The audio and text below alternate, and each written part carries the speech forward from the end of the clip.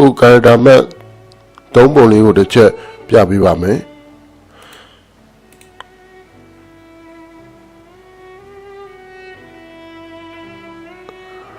ကျွန်တော်ဒီ Windows accessory အောက်မှာပဲ character map ဆိုတာရှိပါတယ်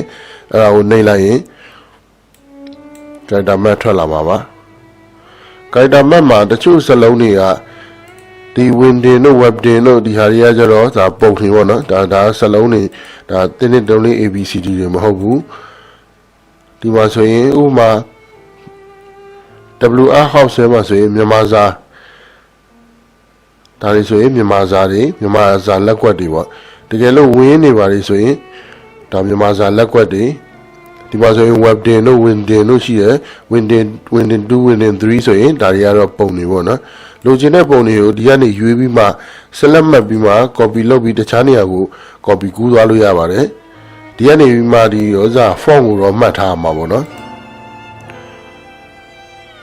တကယ်လို့မြန်မာစာရိုက်တဲ့အချိန်မှာ passage စလုံးတွေပါတွေကို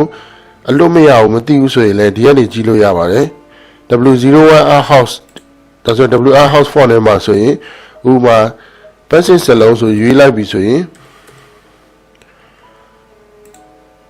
ရွေးလိုက်တဲ့စလုံးအောက်မှာဒီမှာ keystroke မှာ order နဲ့တွဲရတဲ့ key တွေပေါ့ဒီမှာသူ့ရဲ့ number ကိုကြည့်လို့ရပါတယ်လိုချင်တဲ့ဟာကိုရွေးလိုက်ပြီးမှဒီအောက်က number ကိုမှတ်ပြီးမှ Microsoft Word Excel PowerPoint ဒီမှာတွားပြီးမှရိုက်လို့ရပါတယ်ပုံတွေပါလေးလိုချင်တယ်ဆိုရင်လည်းအဲ့လိုပဲ select လုပ်ပြီးမှ copy ကူးပြီးမှ